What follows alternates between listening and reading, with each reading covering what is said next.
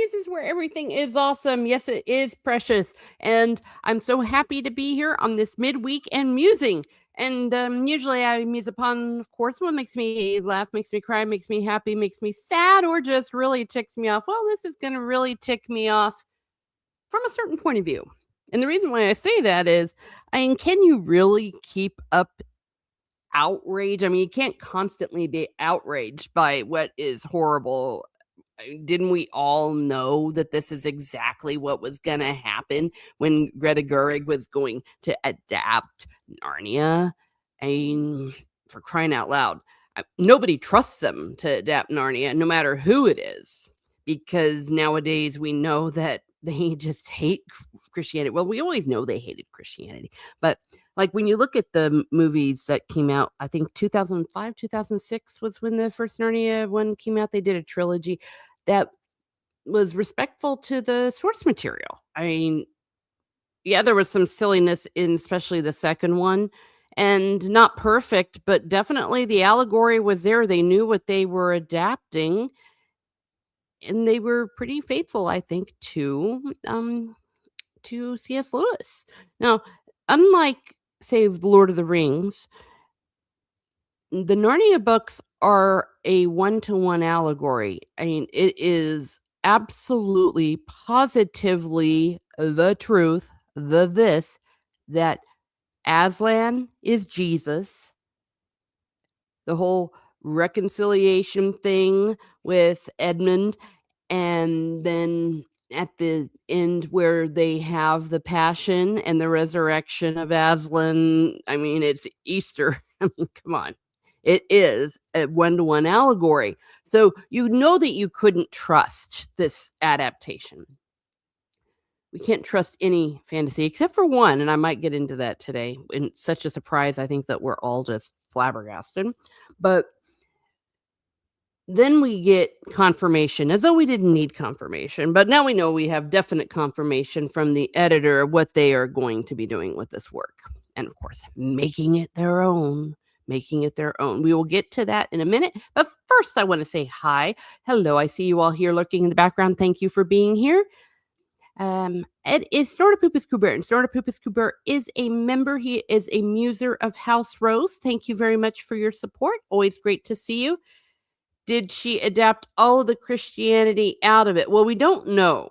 We don't know that for certain. The reason why I've been suspicious about her getting that aspect out is there's been whispers around.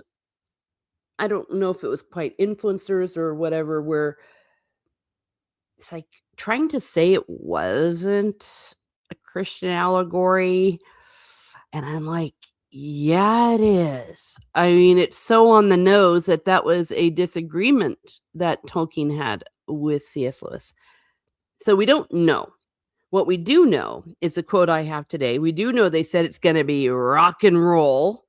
They're not your grandmother's Narnia, whatever that means. We know it's going to be set in the 1950s. I mean, make that make sense. The Magician's Nephew. Yeah, they're not doing the Lion of Wardrobe. They're doing the Magician's Nephew set in the 1950s. So that would make the Lion, the Witch, and the Wardrobe be set around 2000s. Yeah, adapted for a modern audience. And you know, and I know that they are going to be adding commentary. But I guess until we know, we don't know. But you know that they can't adapt Christianity. You can't adapt well what you despise. I talked yesterday, was it yesterday, about the Wuthering Heights thing. And of course, it turned into this, I can't even speak it aloud. It is so degenerate. And I don't often use the word degenerate because I think it is overly used, but no. Wuthering Heights. It's very rare that I say that an author, well, this is how they would have felt. This is how they would have felt. But I can tell you this, Emily Bronte, none of the Brontes would have been even close to on board with even what happens in the first few minutes of the new Wuthering Heights adaptation. Phew. Mm, yeah. So, with that in mind, let's go ahead and let's look at the quote from the editor. This is from Narnia Web, and they do cite their source. Ooh, do I cite the source? I don't have the sites. I don't have the source cited here. And I'm always cautious using a source if I don't entirely know, but they do source it in the article. Well, look who is here, all the way from the future in a very cold place. It is Steve Kenobi. Hello. I hope you're exceptionally splendid today. Well, yes, I am. I'm sitting here with some coffee. I did some reading this morning, and I am a happy camper. Now, this is what the editor says. I needed to keep my objectivity as much as possible in reading the script and in communicating what needed to be communicated in the film. Now, I want to stop there and maybe not attack the editor because it is the editor's job to do exactly what he says. He's not the person who is adapting it, he is not the author of the screenplay, he is not the director. When you are working on a work, that's bad English, but who cares? You have to obey the director. It's like the conductor in an orchestra. Though most conductors in orchestras won't like take Beethoven's ninth and say, actually, don't play those notes. There would be rebellion. But still, it's the same thing. Like if the conductor's like, hey, too much over here, too much over there, I want more out here, you obey the conductor. So, say if something weird happens with the dynamics, it's not the percussionist's fault. It's the conductor's fault. In the same way, it is not the job of the editor to create. So, I'm completely on board with him on this. I think it's completely fair. And then he says, not subconsciously rely information that I had from the book that maybe wasn't conveyed in the movie, if that makes sense. And again, I'm on board with him. That's not his job. The story needed to stand alone. It needed to stand alone. The story needed to stand alone. This is just how insightful this is into what they are actually doing. The fact that he had to say this is like, I couldn't let what was in the book bleed into my work, subconsciously or otherwise. Everyone's saying hello to each other. And then whenever you say, well, we need to stand alone, we need to do the story. Remember when Ryan Johnson very notoriously said that to Mark Hamill, when he's like, we need to think of the fans. Like, no, we need to think of the story we're going to tell. When you're adapting a work, I think that you do have an obligation to follow the work, if not just do your own thing. And again, why don't they do their own thing? Why not? Because my opinion is they're iconoclasts. They want to destroy the great works. It's very much the way when you see people going in and smashing up churches, where you see, they knock over and desecrate statues of the Virgin Mary or the crucifix or the Eucharist. It's the same thing. Well, not the same thing, but same idea. Continuing. It's funny. I've worked on a bunch of projects that are based on source material, some more well known than others. And right now, I'm working on a film that's the source material is very well known indeed. If you're like me, you read these books as a kid, you reread them as an adult. There's nostalgia associated with it. People have read it to their children. It's very well known. It's not like Forrest Gump, for example. The movie is better than the book. I mean, had anyone read Forrest Gump and they made the movie and it's like, oh my gosh, this is a great movie, and the book was crap. No, they did not follow the source material really there. But that's okay. I always say when When it works out well, you can be more forgiving, but it wasn't like Forrest Gump was in the consciousness, the psyche of so many people for so long. It wasn't considered a classic. It wasn't considered a masterpiece of Christianity. So, yes, it is very well known. Yeah, we saw how well that worked out for Ruin Johnson, indeed. And while we didn't see it in the short term, I think we have definitely seen it in the long term of Disney Star Wars. So, referring to this film that's from a source very well known, I'm not, once again, I'm choosing not, not, let's hear it again. I'm choosing not to refer back to that material. So, as an editor, he's choosing not to do this because he's already said it's my job to adapt what's in the screenplay. It's my job to what is needed to be communicated in the film. So he's saying because of that, I cannot refer back to the material because we're doing our own take on it. You know, we did our own take on that. They've made it their own. They've made it their own. Which is all we need to know. And that's gonna probably be their trope. That's gonna be their mantra. They're gonna just keep saying it over and over again. Trope's the wrong word. Sorry about that. Don't at me. They're gonna make it their own. We know it. I mean, speaking the quiet part out loud, I don't know how they're gonna continue to market this film. Are they going to choose to go the Rings of Power route? Attacking the fans. Is that coming? I'm not entirely sure that will work because at the end of the day, Narnia, while with adult themes in the best sense of the word adult themes, it is for children. Do they really want to crap all over all these little kids? Are they going to make it grown up? Have we heard, frankly, what the rating's going to be? Because if it is not rated PG, I understand it needs to be PG because of some of the material. For example, there's going to be fighting, there's going to be death, that definitely very, very scary witch, as well as.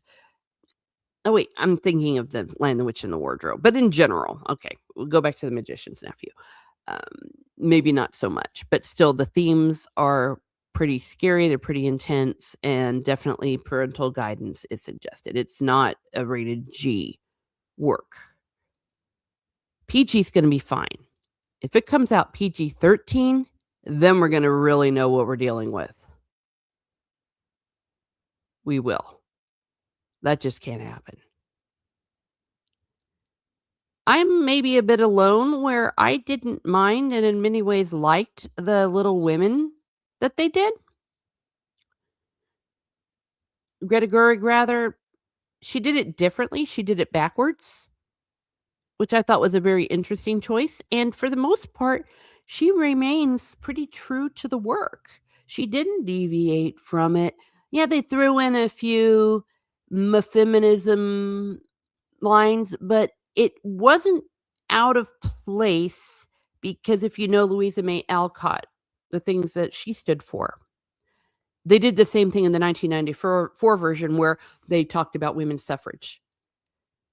So it wasn't completely out of the theme of the work, even if it wasn't in the work. So I could forgive that. So it wasn't bad. It really wasn't. And had a lot of good things, I think, to say in it. But man, what we're seeing about this Narnia, it's almost going to be worse than what they did with the Rings of Power. Ugh, yeah. So they're going to make it their own. They're going to make it rock and roll. Yeah, they're going to have a soundtrack. They said like Pink Floyd. I mean, really. The first book, The Magician's Nephew, first of all, an incredibly moving tale. Incredibly moving.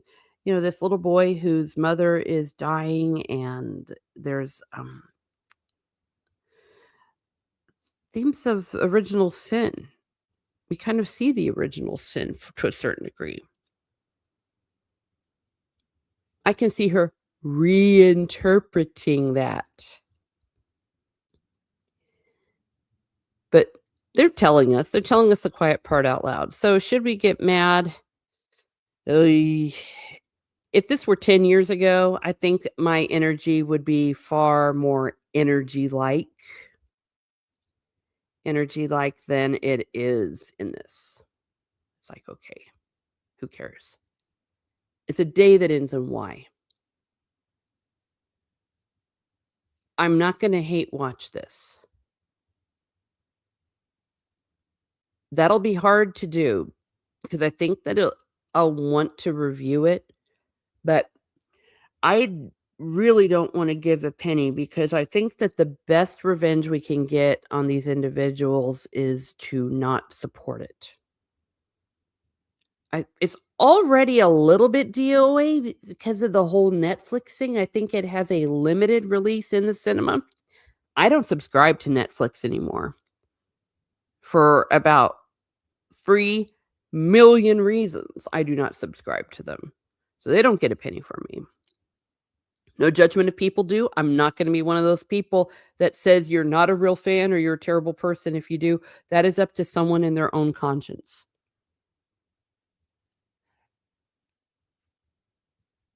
They also raise their prices so much. My gosh. My goodness gracious. Yeah. So there. Not gonna happen. So what do y'all think? I'll open this up for open musings. Let's see. What is Snortopoopas go? No Netflix for I think I know exactly what you mean. Yes. The best thing that they did was taking up Cobra Kai, and I love Cobra Kai. But after Cobra Kai, there's nothing I really need, and if anything really does come out with it, it's worth waiting on. What is it? But they also started canceling some stuff. Like, I remember I got into a few shows and then they canceled it, so I'm wasting my time. And I can channel my inner Amish a little bit in the sense that, well, I know people that do subscribe, and if I happen to go over to their house when they watch it and watch it, well, is that a problem? No, not really.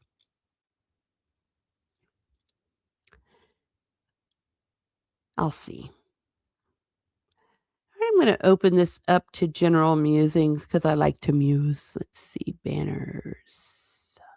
About what would you like to muse? Things like spoilers. Here we go. Let me know what's going on, kids. What's going on?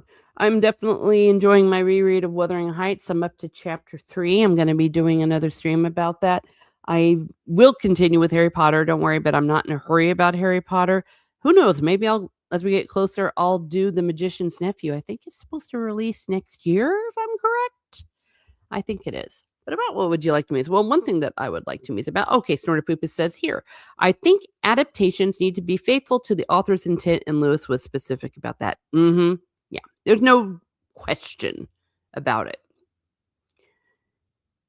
And if you're not going to be true to the author's intent, just don't do it. If a person wanted to do a Narnia-like story, why not? Why not? I think they want the name recognition, and I think there's pride involved. This is my Narnia. This is my Wuthering Heights. But here's the problem with it. If you want fan fiction, I have zero problem with it. There are loads of fan fiction sites, like fanfiction.net. Man, I've been a member of that since before the Phantom Menace. I think it was 1998 that I joined. Read whatever you want. I have zero problem with it. And trust me, it is people making it their own. Part of the fun about things like fan fiction is you can write, well, this is what I wanted. Never wrote this. I probably should have. I always use the example of The Lord of the Rings where, man, I would have loved to have seen Faramir and Eowyn's wedding. So, there is actually fan fiction about that. You go into Lord of the Rings books, put the pairing of Faramir and Eowyn, and or you could even put in wedding, and there you go. So you can read about it. Or if I wanted to write about it, this is my version of their wedding. That's fine. It's fun and no harm, no foul. Nowadays, you can get AI to do it for you. So I think it's going to kill things like fanfiction.net, etc. It probably is already full of AI, but let's just say I want to do a AI fan fiction of, I don't know. Well, what I just said, write me a fan fiction of this. AI will do this. Grok will do it. Yeah.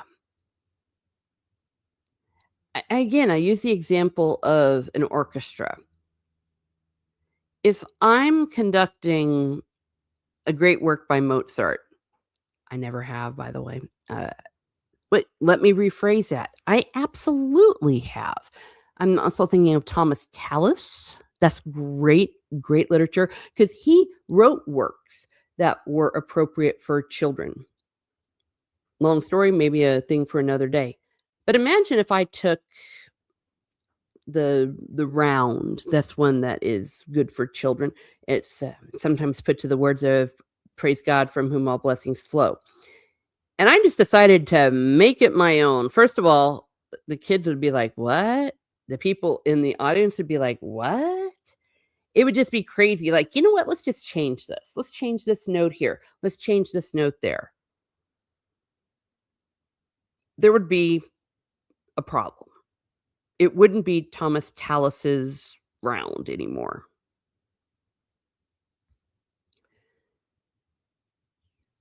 Cernapoo's Career says, I guess being faithful to Emily Bronte's book is too hard for them and leave the creativity on presenting her work. Yeah. I can tell you what, if they wanted to be truly brave, really adapt that book. Oh boy. There's one adaptation I haven't watched, which I'm planning to. It's on BritBox. It is a miniseries from the 70s, the typical production values from back then, but I can forgive them where it looks like it was filmed on a community theater stage. But if it's good enough, it's good enough. But it's wild in the best sense of the word. You don't need it. And again, sort of poopus. I don't even know if I want to tell you to Google how this movie begins because it is probably one of the most demonic, and I mean it almost in the 1000% definition of the word demonic, what they do in that opening scene. And I, like I said, I want to take a shower in holy water or something after just reading it. Go get a blessing from the priest. Please give me a minor exorcism or something. And then the priest would be like, what? And then I'd tell him, he'd be like, oh, well, actually, that's not the way it works. But, I'm being metaphorical a little bit there. It is so awful. Awful. Now, I'm still waiting to get the official synopsis. I want to do that because I want to know. I want to know where they go with some of the things, but I haven't had it. It's not been released because I think they're waiting for the actual movie to come out officially, which is Friday. Oh, for Valentine's Day. Eesh. What's his name? Jeremy Johns. He gave a review very accurate from his point of view. He even said, "Hey, I don't know this. I'm a dude." He went to a critic showing. He basically called it softcore porn for women, which sounds about right. It was like she wanted to bring 50 Shades of Grey into Wuthering Heights, which is not what it's about. So in any case, yeah. I mean, if you want to do some weirdo sadomasochistic thing set in the 1800s around the moors, and some people might go, oh yeah, this chick was totally ripping off some parts of Wuthering Heights. So what? So what? Yeah, it's hard to adapt something properly. And I love it when they get so prideful that they actually don't admit that they are not worthy. I'll go back to those guys that did The Rings of Power when they said, "Can rewrite the novel that Tolkien never wrote." I've always said that would be like me saying, "Can I write the 10th symphony? Beethoven's 10th symphony. Can I write the symphony Beethoven never wrote? Can I write the symphony Mozart never wrote?" I mean, come on. Can I write the concerto Tchaikovsky never wrote? It's like, it's absurd. Everyone should read Tom Shippey's Author of the Century. Maybe I'll do that one time. I'm just gonna be so ADHD, y'all aren't gonna even know what happened. Because I am gonna just keep reading things that interest me. What does Snortopoopas Cooper say? I dislike some of the things Peter Jackson and company did to Lord of the Rings, but overall they are reasonably respectful to Tolkien. Bingo. Yeah, there were some things I really didn't like, especially in the Two Towers and some of the presentation of Aragorn, some of the silliness with Arwen. But you can forgive it because overall, yes, they were reasonably respectful to Tolkien and they presented the story. If you look at Frodo and Sam and the whole overarching thing, the Rohan, Arwen killing the Night, Eowyn rather killing the Night King, the way it ended, perfectly fine. Perfectly fine. Well done. And I don't think that we're going to get anything like that anytime soon or even in the future. Oh, can I write the Bible according to Snortopoopas? Yeah. Can you write the gospel that the apostles didn't write? Can you write the parable Jesus didn't say? It just. But when you think about what the sin of pride is, doesn't it make sense? I think it does. Now, right now, we're dealing with a surprise. I was surprised. Everyone was surprised. This Night of the Seven Kingdoms. Now, those of us that have actually read George R. R. Martin's, we know that this is his best work. You can maybe disagree with the overall outlook of somebody or even not like them personally, but admire what their art is. Because when you're gifted, truth just sneaks in even against the person's will, and nothing says it more than what's going on in the Hedge Knight, and now we're seeing in the Night of Seven Kingdoms. I think that it slipped under the radar because you can tell it's pretty low budget. Most of the money most likely went into hiring some of the actors. There's essentially one set with a few exceptions. Very simple tale, and it is what the highest rated of any Game of Thrones or like anything that's been since like the first season or second season of Game of Thrones, I think. And there's a reason for it. It's amazing. It's about the power of good. And it shows us that there are good kings, there are good people in this world. Some of the stuff, especially from the TV show, overshadowed that, but look how people are flocking to it. A, it's faithful, and B, it's about good. It's old-fashioned. It's all men, except for one very minor woman character, and that's the whole thing. They are doing this for the honor of this woman who was wronged. I cannot recommend it enough. If you never watch anything based on Song of Ice and Fire, watch this. And anything that is a little bit bleh, like there's the occasional nudity, the occasional showing people taking a dump, etc. That's not from the work. But you can ignore that. You can blink and ignore it. What does Sorty say? He says, in the beginning, there was the bear. Oh. Yay, it's Gorilla's Random Thoughts. Thank you for being here. Hey, keep it down. I can't hear myself cussing over these 9886 I have to do. I am so sorry. Yeah, but we can muse about all that stuff as well. I'm sorry. Oh, dear. Well, but thank you for listening. I do appreciate it. Yeah, so and there's this character named Prince Baelor. He is the crown prince in Hand of the King. He is probably the best character that he has ever written. Let me see something here. I don't wanna say anything ignorant, so I wanna Google.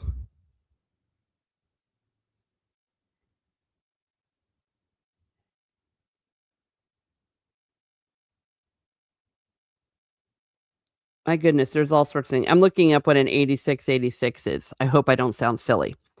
Sora Poopa said saying, "Hello, hello." So, yes, that is good work, but read the novel if you want to, The Hedge Knight. The first one is like 120 pages. If you don't wanna give him money, I frankly still don't wanna give him money until he continues on with his other work. You can get it at the half price store or secondhand. I would recommend that. So, there is one adaptation of a fantasy work that's been decent, and people are losing their minds. I hope they'll pay attention. I would hope that they would get the right message from it, but I don't trust Hollywood. I don't trust HBO. I don't trust them to go, "Oh, look how popular it is. Let's come in and ruin it." But yeah, read Wuthering Heights, read that. Another thing that I've been watching, and these are older adaptations, but the was it Conager from Louis L'Amour? I read the book. Help me out. Did he pronounce it Louis L'Amour or Louis L'Amour? I don't know. But of course, wrote those westerns, very short westerns, very good. I read that Conager. It was so good. And then I watched the adaptation with Sam Elliott, which was so good. Oh my gosh. Yes. So go back and do that. So that's something else that I've been watching and doing. So let's see, what else is there? There is I got this on DVD. So you can get it on streaming. I think you have to buy it, but then I got a DVD 3 movie collection with the Sacketts, Conager and Catlow. But I want to read the books first, so that's what I'm gonna read next. Now, The Sacketts is based on 2 separate books by, Louis L'Amour or Louis L'Amour, help me out, and, so is let's see, Catlow and what was the other one? Oh, The Quick and the Dead. That's also available, but not to be confused with the one in the '90s, total different story, but just has the same name. So I wanna get that book too. And it also has Sam Elliott. I love Sam Elliott. Hello, everyone's saying hello to each other. Yes. So there are good adaptations, and maybe you have to go backwards, like, you wanna see something else good. If you, like Charles Dickens, and even if you don't, I think you'll be pleasantly surprised, get Bleak House. Bleak House. Oh, get Bleak House. Watch it. The one with Gillian Anderson, read the book, watch with Gillian Anderson and Charles Dance. It is so good. Dennis Lawson Wedge from Star Wars, so good. Story Poopa says, I am currently listening to the Lord of the Rings audio. I do it once a year just to remind myself of what the original story was. Yes, and I'm not too far behind you because sometimes I have slipped and accidentally um, allowed the movies to creep in. The music, though, goes along great with it. Um, I'm gonna try to will I be able to do it? A reread before March 25th because it's really epic if you read The Return of the King, the definitely when Frodo destroys the ring, read that on the 25th of March because that is when it happens in the work, and there is a definite reason that the works follow the liturgical year, and the solemnity of the incarnation of the Lord is on, March 25th. The one of 2 times that when we get to the "Et incarnatus est," you kneel in the ordinary form of the mass in the Latin rite. Really good stuff. I have the audiobooks made. I might have to do it audio because I'm not sure I'll be able to properly read it, but thank you for reminding me of that. I think I need to do that. I agree because the true work is the true work, and even the best of things can, as I say, they can sneak in. Like, you can almost wow, they really did have this in the book. I know they had this in the book, and this happened, and that happened, and then you realize, "Oh, no, it was something that I saw in the movie." Yeah, so we like honor, we like true knights, we like good old-fashioned stuff, we like masculine stories. We don't like chicks taking over men's stories. If it's a man's story, it's a man's story. We like good and honorable kings. Good stuff. Very, very good. So 2 thumbs up. 2 thumbs up to it all. Do I wanna do story time? Oh, shoot, there goes my glasses. I don't know if I can do story time. So, maybe story time will be for another day. Yeah, I think I'm doing story time pretty well with a lot of my other works. Gosh, good stuff. Also great art, great visual art. I know people are doing that, and there are some good books. Like I just got this Solomon Kane book. This like the first technical novel written about Solomon Kane, where Solomon Kane is a hero.